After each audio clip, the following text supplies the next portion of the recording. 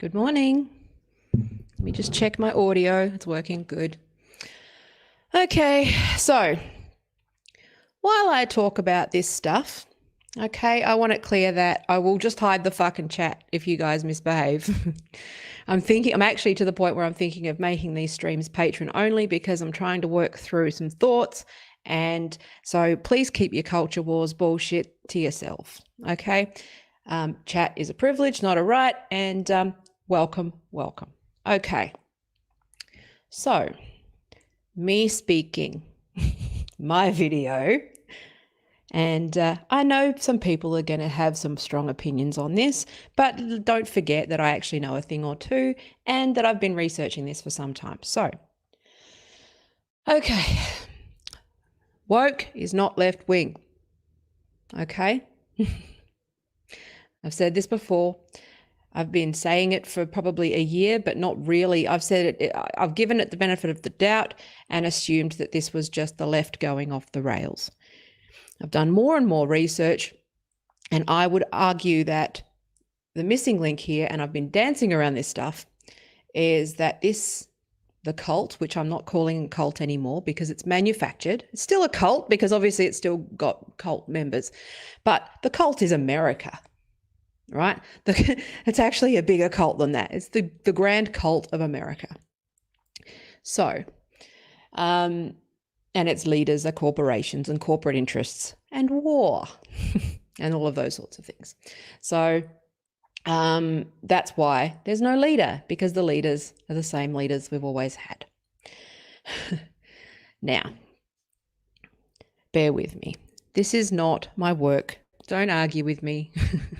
I'm just sharing some thoughts and food for thought. This is work in progress. So the stock market. Turns out that global pandemics are really good for the stock market. Who'd have thunk it? Jeff Bezos fucking added, $30 billion or whatever to his bottom line and wealth, right? And again, I know it's artificial wealth, but I'm just saying. Elon Musk is now richer than Mark Zuckerberg. Bill Gates is going to make a fucking killing on all these vaccines. Okay, Big Pharma's going to sell, turns out this shit's good for business, right? Who'd have thunk it? It's almost like people have no real interest in the working class. And that comes back to what I was talking about yesterday.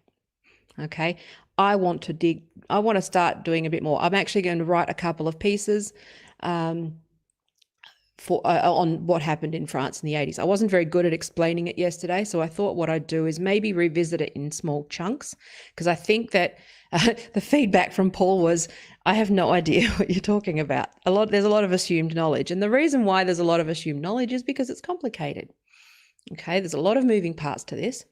And so anybody who turns around and says that it's a conspiracy theory, it's not. This is just international relations and public policy analysis. There's no conspiracy theory here. This is just how markets operate. This is just end stage capitalism. Okay. So let's look at this. So screen share. First up, I use Ground News because I really love this app because it shows, who's covering it, where it's leaning, all that sort of stuff, right? But the main thing that you need to understand is that August in the stock market was the highest it's ever been. We've had the best August in 30 years. Okay. Now, what you need to know about the markets is that usually with a high August, September usually drops. But that's usually the way that the markets work. I know it's complicated and various other things. A lot of this has been sort of backed by NASDAQ. I'm not a financial services person. There's only so many fucking disciplines that you can look at when trying to study this thing, so I'm just going to jump over it. But what I'm going to do is point out that when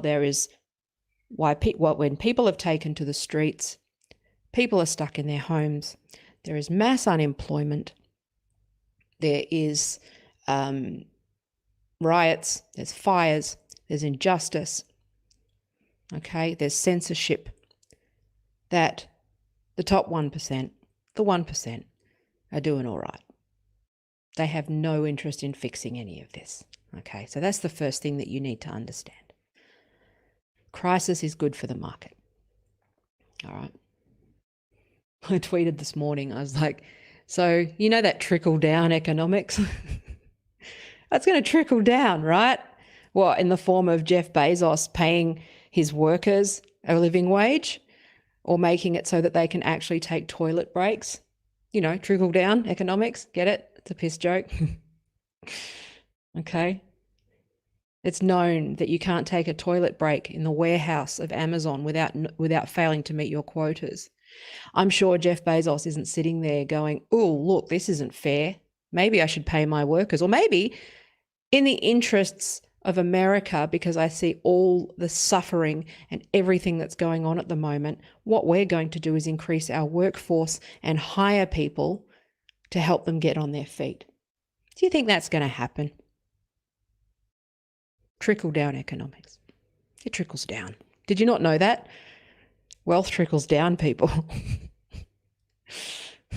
Wealth trickles down to upper management at best. Don't fool yourselves. Okay, don't be fucking naive. All right. Just going to show you this one. Amazon warehouse workers skip bathroom breaks to keep their jobs from 2018. This is an ongoing problem, okay? Do you think Mark Zuckerberg's going to suddenly get a crisis of conscience and say, oh, maybe I should stop, maybe my moderation staff should be better paid and compensated for all the hateful shit that they've got to see on a daily basis? Or maybe I should hire more people. Maybe I should hire more people to solve these problems that we're faced with. Maybe I should be focused on investing back in the business to hire more people to solve the problems that we've got. Or do you think that maybe they might just take a big slice off the fucking top and continue to not fix the problem because the problems are good for business? Just saying. Okay. All right. Oop. So, where are we? This is from 1967. All right. I'll refer to this at some point, but I'm just going to focus on one thing and then I'm going to go back to the article that I started to read yesterday. Okay. This is it's a really great read. I'm doing a lot of research into this. It's quite the rabbit hole, but it's also somewhat of a smoking gun and it's sort of somewhat of an explanation as to what might be going on at the moment. Okay. Which is US foreign policy. Okay, the way, there's a whole bunch of people. Okay, if you haven't studied policy, I suppose there's things that you don't know. There's assumed knowledge. So what would be good is if we could use the comments for questions, okay, rather than statements or monologues. That would be useful. So if you have questions where I haven't been clear or you want me to clarify, then by all means comment. But if you're going to comment, that tends to derail. Maybe that's a better way to do this. I'm not telling you not to comment, but it would be good if you need me to clarify something, okay, then I'm happy to talk about that because that's where I'd like this to be as educational as possible. And also we'll have a bit of we can laugh at this stuff. It's just ridiculous, right? So how odd, I thought to myself as I watched these developments, that communists who are afraid to join anything but the Communist Party should gain mass allies through organizational war while we Americans who join everything were sitting here tongue-tied. Okay, now this one, that's just one line from this entire article. And but there's a few others, right? But basically what was happening was that the US throughout the Cold War were funding all of the communist organizations in order to change them, and using entryism, like I've talked about before, right? Those entryist movements. Enter them, fucking throw cash at it, fund the front groups, okay, and change it from within, right? Explode communism. It's related to what they did in France in the 1980s with the Marxist critiques, okay? So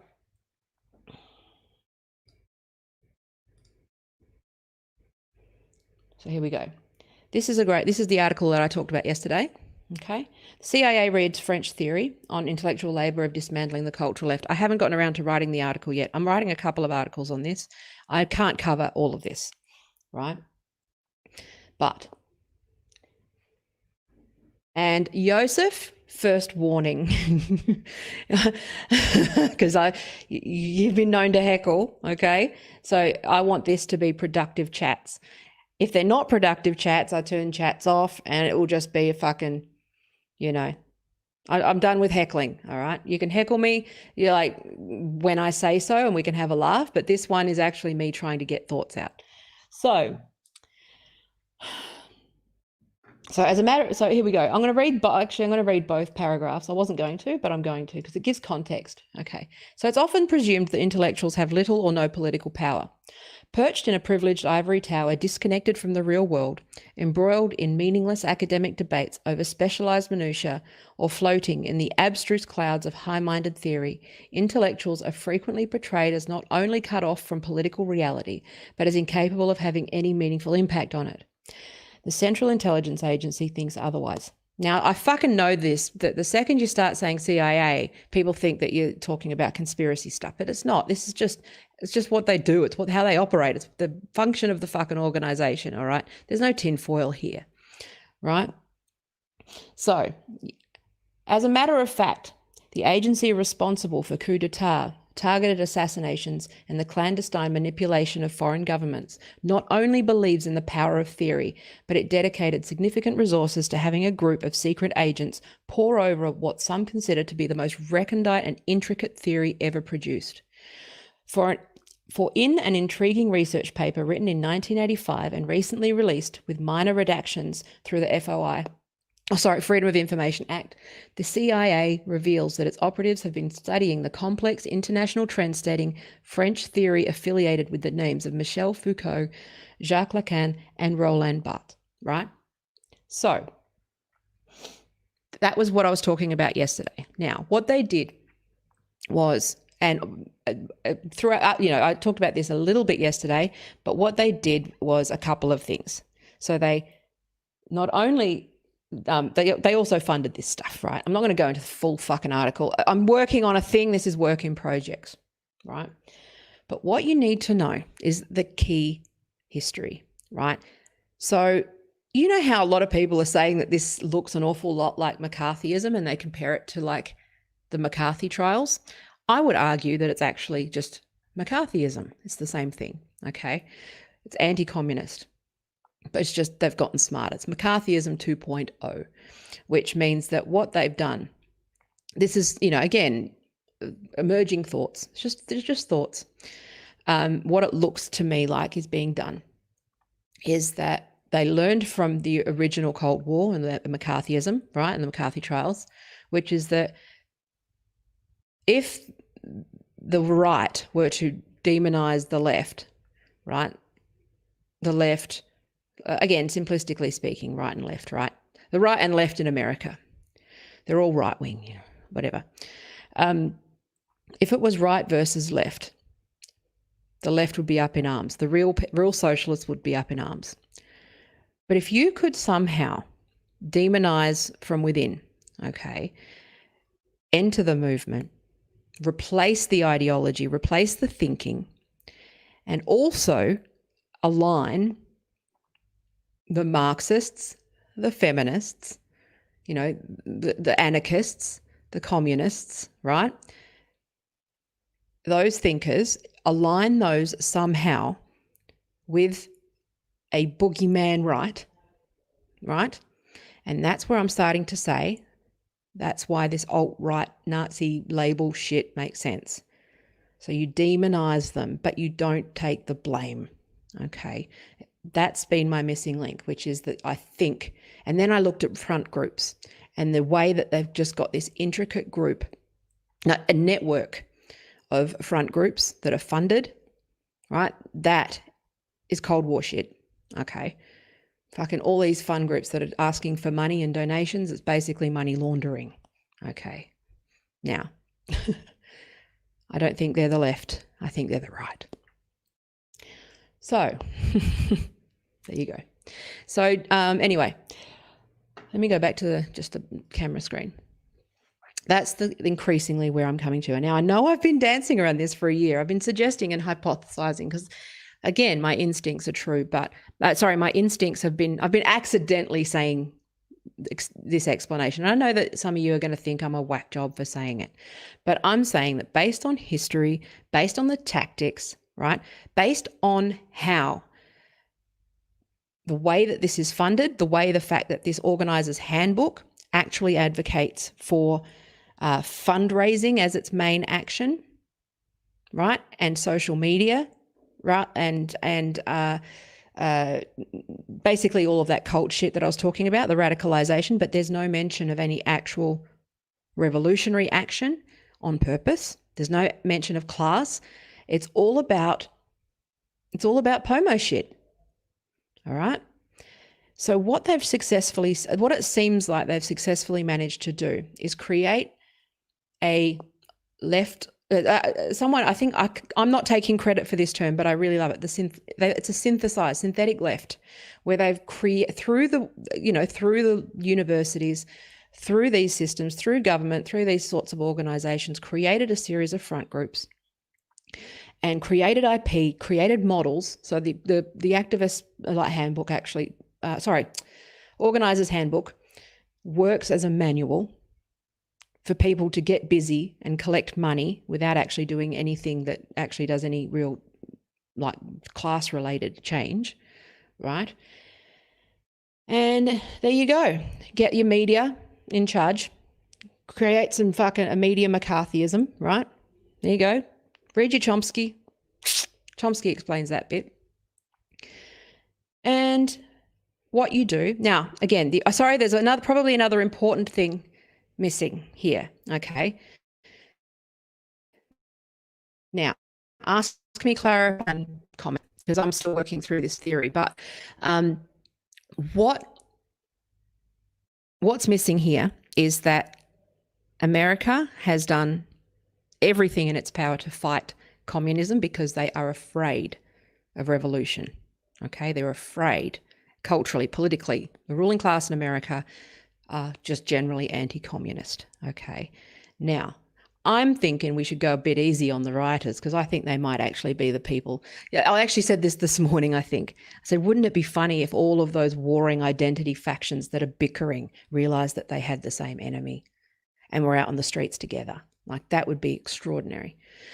But it's not. So I think it's basically, it's a grifter's economy, right? So you create a grifter's economy. But what you also do, now this is where it gets controversial, but what you do is you feed and use POMO nonsense, right? Because it's just a fucking factory. It's an industry in its own right? Again, this is not a top-down conspiracy. This is just how capitalism and how neoliberal thinking and how American culture works. It's a perfect storm of culture and politics and, the military-industrial complex and how they all work together, right? You need multiple frameworks. I'm not just using Marx, but use Chomsky, use a bunch of the others who are, critical, right? Which is basically what you do is you drip feed something like anti-racism, which is racism. It's racist, right? But there's a reason why it's chillingly similar to the alt-right, because I would hypothesize that the woke is actually the wokes, right? The synthetic left are front groups for the alt-right. Now, my realization that actually brought me to tears is that a lot of this is squarely at the foot of the Obama campaign. Now, they sold people on hope, right? Someone that I was watching flippantly talked about how Obama let everybody down, and I think that wasn't an accident. I think that was something that they sold people on hope, because they literally thought that he was going to bring about change and bring about hope and bring about a revolution, when he brought about the opposite. So what they learned to do is monetize and sanitize. So, and also remember the famous Marx quotation that religion is the opiate of the masses. So what do? You create religious thinking within politics. It's fucking clever when you think about it. It's really fucking clever. But basically what happened was, this goes back to, the Cold War, right? But think about Bill Clinton embracing neoliberal economics, okay? All of that sort of stuff, pushing for that stuff, but also running entryist campaigns within every left-wing organisation around the world to make postmodernism expand, right? Isn't that an interesting thought? But what they did was, through Harvard University, create a number of playbooks that, and teaching methods and schools. So, and also one thing you need to understand is that the young are the highest risk group. This is the thing that actually makes me upset and angry and emotional, and I find it very difficult to talk about, which is the fact that every young kid that thought that they were striking for change, every young kid that went in with ideals, every, like me and all of those other people who've entered politics thinking that they had a shot at making a difference, it's all just a big fucking scam. If you're an actual Marxist, I was a working class kid. So actually, let me talk about studying politics. How I managed to get through the university system studying political science was that I learned Marx first, right? And then I went and did a bunch of sort of POMO stuff, but it didn't work through my experience of the world. I grew up poor. I grew up with nothing. I grew up as the beneficiary of the welfare state. I never had time to think about my identity. I never had time to problematize fucking lamps. I never had time to problematize traffic lights. It was just one of those things. I had a material outlook on the world because I was always at the bottom of Maslow's pyramid. Okay. So, and then for them to turn around and tell me that I'm privileged, for some rich, like Ivy League brown girl to tell me that I'm privileged, I just rejected it. And I said, well, no, actually, you're a rich kid. Like, what the fuck? So that's always been, I think, why I've been a bit immune to it. And that's also why I feel heartened. I think I said this yesterday, which is that with the elites, right? And you're talking, and if I use Marxist theory, the bourgeoisie, right? And the ruling class, is their weakness is in that they have contempt for the working class. And they think that the working class are stupid. They think that the working class don't know what's going on, okay? And that's why Marx is dangerous for the working class, because that's where class consciousness becomes powerful. If you're going to fucking heckle over Marxist politics and you live in America, you don't, this is not what we're talking about. We're talking about Marxism as analysis, not as the Marxist state. They're separate things. We need to think about the ideas, okay, and what philosophy opens up, right? Now, America has been at war with communism from day one. They have been shown to, so what they've done is basically just created something that they call communism that is not communism, okay? It's not. Synthetic left. Okay, so what I'm doing is I think that maybe there's a few old socialists here who might be going, oh, that's why. It's not you. We haven't moved to the right. We've just always been the true left. Okay? These guys are like neocon, synthetic left. Okay? And it's part of an overall, you need to understand the behavior of the US government over history, which is incredibly complex. And also the second that you start saying things like CIA, everyone treats you like you're batshit. But I'm not. I'm just talking about what the evidence is. Okay, so what I'm going to do, I'm still working on there's so much information with this thing. I think that we're almost at the point where we can diagnose this, which is exciting and terrifying for me at the same time, because this is one of those things where I say something outrageous like the wokes, right? What you call woke, or the woke cult, I would argue, you could actually argue, are actually the far right. They're not far left. And that's where theory comes in, and I think that the history is missing.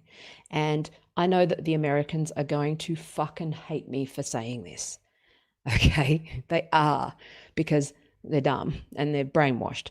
But there might be one or two Americans that think that what I have to say makes sense, which is that you guys have a government that is completely the one thing that unites America is their hatred of communism, or their allergy to the word socialism, right? I don't think they even know what it means. Both of your parties are far right, right-wing parties.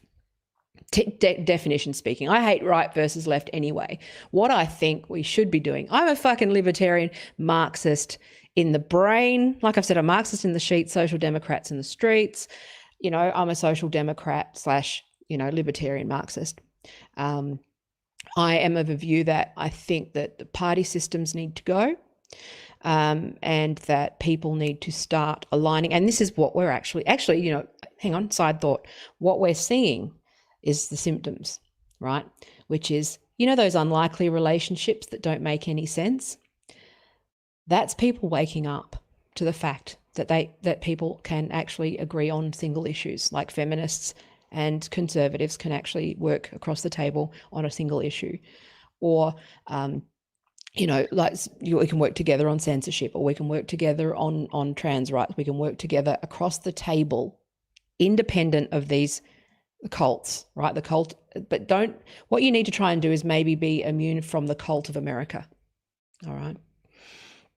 Yeah. So, and this is what I'm thinking is interesting. Alt left, right? So that's the thing. It's very clever. It's very clever. I think synthetic left is actually is a way better term, because I would actually argue that it's there's a reason why we sit there confused. We go, it's like a cult, but it doesn't have leaders, because it's manufactured. And I've said this before, I believe it's a product. And again, not a conspiracy. It's not a conspiracy. It's one of those things that is just how capitalism and patriarchy and power and all of this sort of neocon shit, it's just how it works. It's just by design. It's just built that way, right? So I'm not saying that everyone's sitting there going, wah, ha, ha, ha, ha. But what you do need to look at is, like they said, I saw someone say Jeff Bezos's ex-wife dumped a couple of $1 billion into SJW organizations. Why is that? Okay. Because they benefit her. It's a fucking laundering racket, right? I don't think there is a single one of those organizations that actually are focused around action.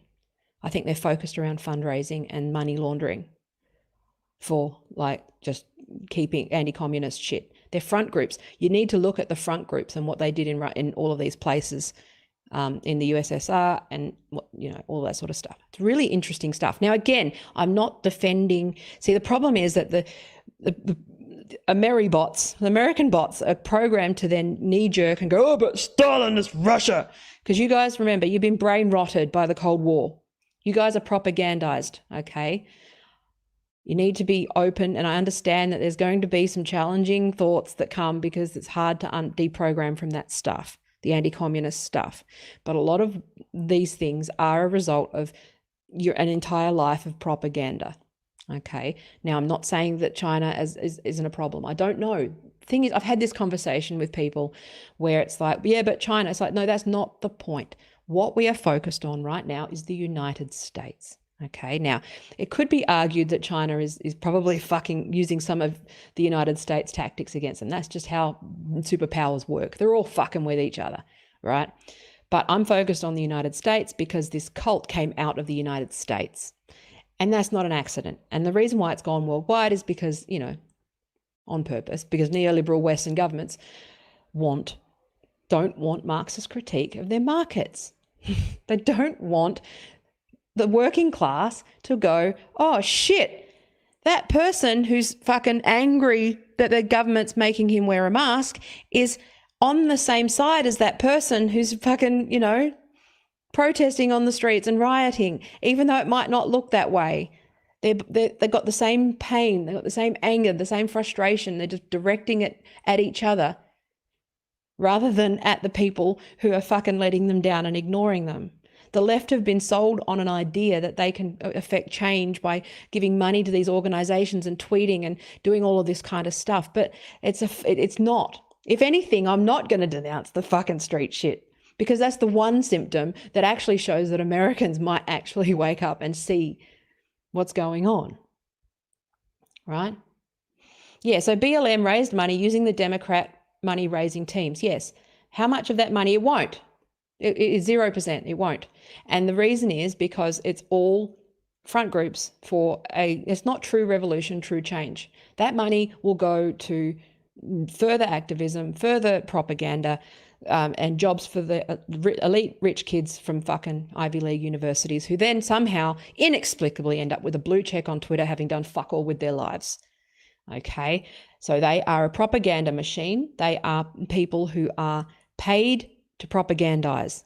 So people say a lot about how there's millions of employees in China that are dedicated to propaganda, and then they conveniently ignore the fact that the entire US, that the number of people who are paid to propagandize, even without knowing it, right? And I'm not stripping people of their agency.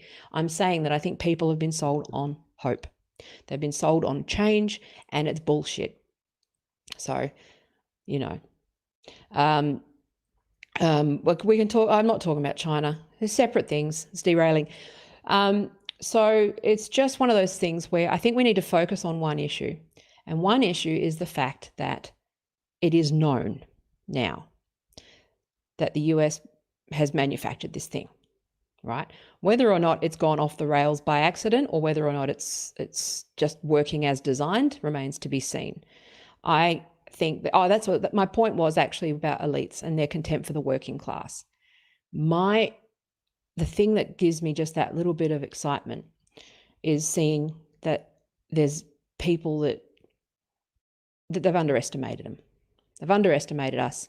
They've underestimated the intelligence and abilities of the average person and their ability to see through their shit.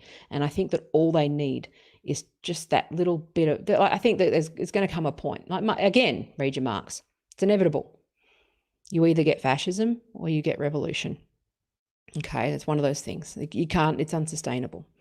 Again, without social democracy, and there's no social democracy in the United States.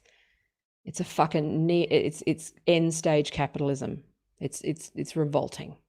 Okay, you're not a social democracy if you have that kind of wealth inequality. It's just not, and don't have universal health care, right? It's just by definition never going to happen. So what you need, they're not going to have Medicare for all ever. Okay, they're not going to have these things. All right, because the wokes sit there bickering about other things. For some reason, Adele's hair, another millionaire, Adele's hair is more of a problem than the fact that the stock market has fucking exploded in a global pandemic. That should tell you all you need to know about today's media and what their job really is to distract, deflect, and demonize. And also, let's not forget these culture wars, right? Which is that those identity politics divides the working class against their true enemy. Right? I shouldn't say enemy because that'll get me in trouble. I'm not inciting anything. Just this is thinking. No, I'm not calling for any action. I'm just saying start thinking about this stuff. Right? The trans thing. It's like, well, yeah, that's going to fuck off the feminists, isn't it? Rich white men. Of course that's going to divide and implode feminism. Right? So on yesterday, hang on, sorry, let me just read this. So Philip says, on yesterday's video, Adam Cast did a deep dive on Karl Marx. No, I think Adam's a bit of a himbo, but yeah, well, that actually, okay, sorry. Have you seen it? If so, no, don't think about it. Adam seems like he would give Marx a fair go. Yes, opponents. Yes, opponents. Or no, it's not even opponents, not even enemies. It's actually just oppressors. I'm going to use the word oppressor. I'm not oppressing anyone, any rich. I'm not fucking, how the fuck am I oppressing Chelsea Handler or oppressing fucking, anybody who with a blue check? I'm nobody. Okay. I'm a poor person, not poor person, but, a poor kid who grew up to fucking barely like lower middle class. Right? What the fuck privilege do I have? Those people oppress me. Okay? If you got a blue check and 150,000 followers and a fucking steady job and the only intersection point is this color of your skin, then I don't fucking oppress you. Fuck off. Okay? Anyway, who are the real bootlickers? That's what I'm going to ask. So, but yeah, okay, so we read Adam Cast. That's the interesting thing that I'm seeing. And this is something that Marx pointed out, which was that this can only go so far. This distraction, this stuff can only go so far, right? They've created a synthetic ideology and a synthetic model, right, to keep the masses opiated, so to speak, right? But it can only go so far, which is that I also see that there's a vast majority of sensible people like yourselves and like those who are truly conscious to the corruption of what the Democrats have done, right? And the Republicans, the thing is, like I said before, what are you choosing between? A fucking evil rich cunt and an evil rich cunt who's honest about it. Like, they're going to choose the one who's honest about it, right? So, but I'm just saying, but what we're seeing, the reason why we're seeing these unlikely relationships form is that what I'm seeing, and because America, but they can't put words to it because they're Americans and they don't realize quite what they're doing, is that they're actually getting class consciousness and they're waking up and they're seeing it. And what I'm seeing is I'm hoping that with the relationships between people like myself and people on the right and the Republicans and all of the independents that have sort of, and the walk-away people, right? A lot of those are symptoms, which is that it is the working class and Trump voters, right? They're waking up. And also even portions of the Democrats who are, think that they're in the Democrats because they're socialists, right? There's a number of people, I think, who just go along with it because they still believe that, they still buy the alt-right fascist manufactured bullshit, right? They hate the wokes, but they buy the lie, the big lie, that the Democrats are the party of the workers. We should do some stuff on the big lie, actually, because that's really interesting psychology. But there's a big lie here. Goebbels' big lie. The Democrats are for the workers. Okay? Big lie. So, anyway, and also that everyone who is my enemy is alt-right. Anyone who's an enemy of POMO, or this sort of synthetic left, is the alt-right, and they're not. Okay, right? Most of them are actually legitimate socialists, and that probably explains why. It might give you at least some food for thought, and get you to be a little more compassionate. Now, the thing that upset me the most, I think, is just what's been done to our kids and what's being done to people in the name of this ideology. It's not about politics. It's actually about, it's hacking everything that's good about us. It's using people's kindness. It's using their vulnerability. It's using their good hearts. It's using their pain, right? And it's weaponized and radicalizing and weaponizing them in both directions, left and right. Okay, this is why we're seeing the culture wars, right? It's interesting to see that Marx can actually diagnose the problems that we're having here a little bit. Again, it's not, Chomsky can as well, but there's a whole bunch of other stuff. I'd probably, if I was going to write something big on top of this, I'd probably build more on top of Chomsky than on top of Marx, but both are useful tools. These are all tools, all right? But what America needs to do is understand. If I could get into any American's head, is to understand that they've been brainwashed about communism their whole lives. What their government does internationally in terms of creating front groups, and that front groups often pretend to be the opposite of what they are because the main force is unpalatable. You can't recruit college kids into Wall Street, right? You can't recruit them. You've got to gaslight them up through. That's why the corporate ladder exists. It's another ladder of engagement. That's why when you go in thinking you can change the world and then you progress and then you become middle manager and then you get promoted, by the time you're CEO, you're bred into psychopathy and sociopathy, right? By nature, by design. This is a new ladder of engagement, which is a ladder of engagement into neoliberal, neocon, I would argue far often racist, sexist, all of those sorts of things, right? Actual racist, sexist, conservative, not conservative. Conservatives, that's not fair because there are people who are genuinely just, conservatives. Let's just ignore this is the confusion, which is that people think that there are tribes rather than ideas. When I talk about neoconservative, I talk about Reaganomics. I talk about Thatcher. I talk about, what has happened with the left in terms of embracing the third way, like through Blair and, Latham and Bill Clinton, third way economics, right? That nudge to the right, right? That's not an accident. Okay, that's the history of politics. Those are they're not, the ideas are separate from the party, right? The two parties are united on the economics. The two parties are united on the power. The two parties are united on the fact that Marxism is a national security threat to America. Okay. They're also united on war. So that's one thing I think that maybe might get us talking a bit better with people, understanding that people enter I'm not going to do anti-SJW shit anymore because it's not their fault. I think most people, if they're a rich cunt, punch up, go for it, right? Remind them that they're a rich cunt and that they hate the working class, right? That's a sore spot. But for your everyday working class kid who's like wrong-headed in this movement, it's because it's what they've been taught. It's not their fault. Okay? What you need to do is introduce them gently to the idea that, this is a factory. Right? It's basically, they're part of the new McCarthyism, right? McCarthy 2.0. Or McCarthy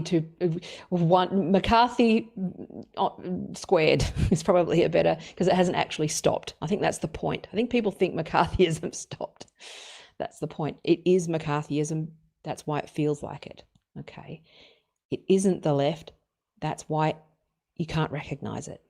Okay. So I'm hoping that maybe this helps to explain some of it.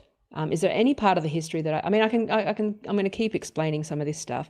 But again, right, let me share my screen. Right, this paper from 1985 from the CIA. Okay, whoops, fucking acrobat, sorry about that. Hang on, let me get the there we go.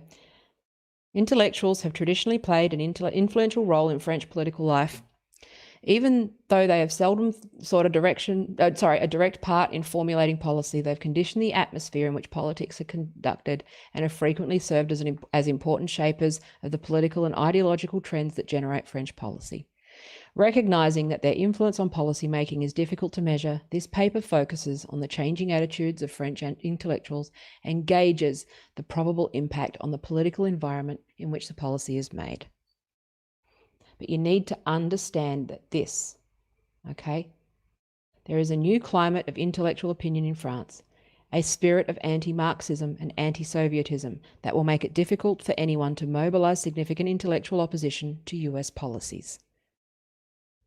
Nor will French intellectuals be likely to lend their weight, as they did before, to other West European colleagues who've become hostile to the United States on broad issues like disarmament.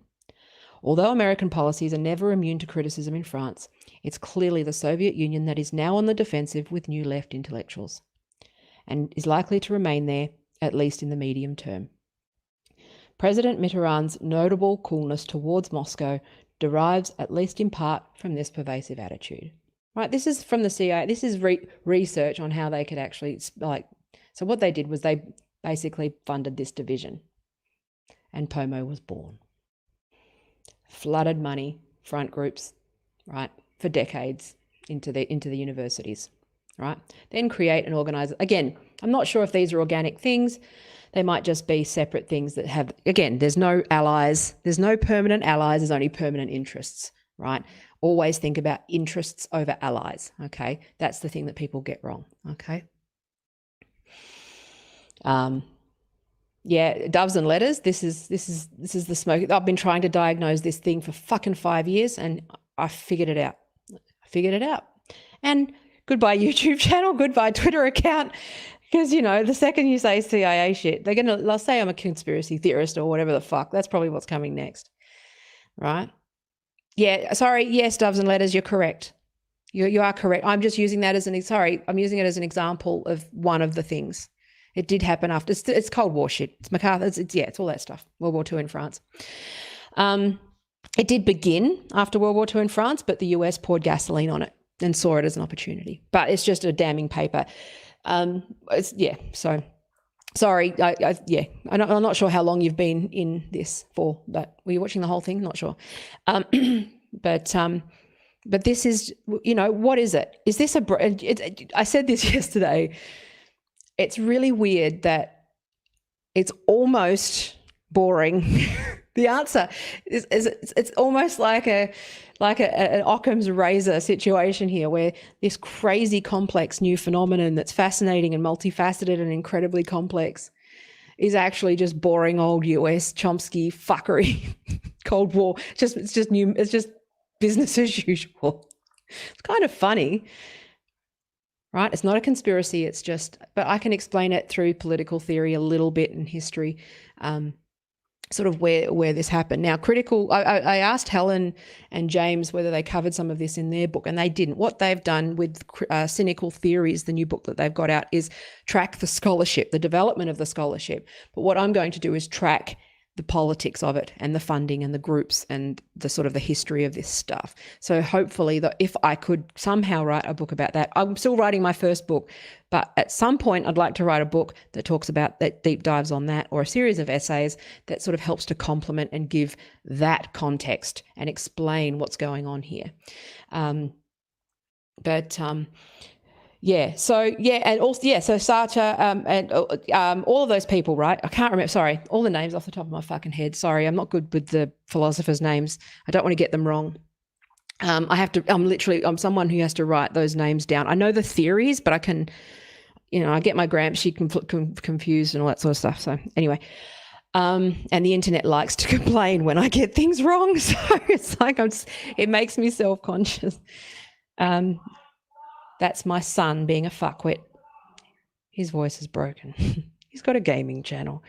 Anyway, but what was I going to say? Yeah, but the reason why they disconnected, a lot of the socialists were actually basically run out of town, run out of universities. They quit, right?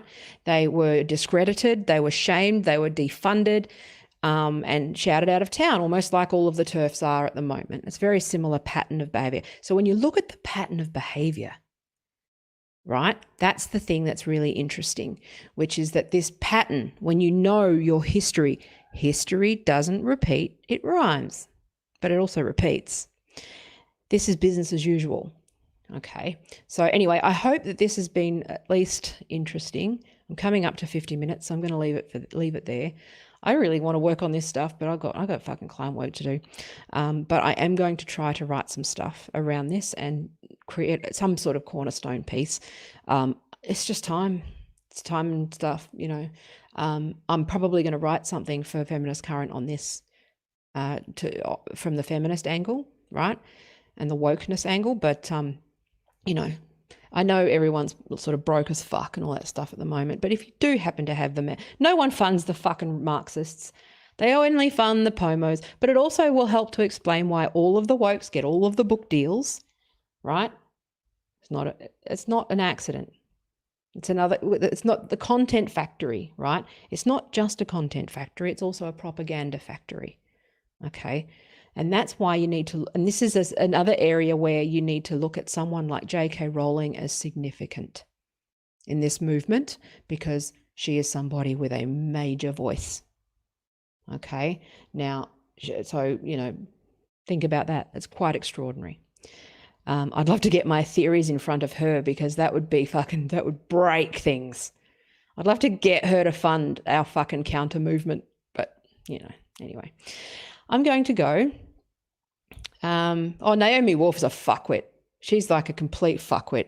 She's bought this shit hook, line, and sinker. She's American. I think a lot of us are unique. There's a reason why we're unique-brained individuals, like spectrumy, fucking ADHD, fucking weirdo people. I think by design we're immune a little bit to some of the sort of brain hacking and propaganda and bullshit. We've got a stronger bullshit radars than other people. So I can't help but wonder if autism is an adaptive trait that sort of is protective against some of this. But also the fact that we're not in the US. I know I called Naomi Wolf a fuckwit, but that's punching up, okay? But try to be as charitable as you can to Americans who don't get it, because remember, they've been told their entire lives that this is a left wing, this is the left. Okay, so and they've been they've been living under McCarthyism for fucking and a dictatorship. But so let's not denounce the riots. I know that sounds bad. I'm not advocating for violence.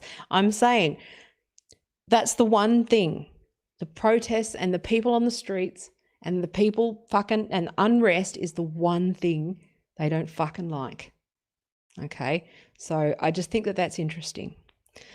And I think that the Democrats haven't denounced it up until now because they know that if they denounce the riots, that the mask would slip.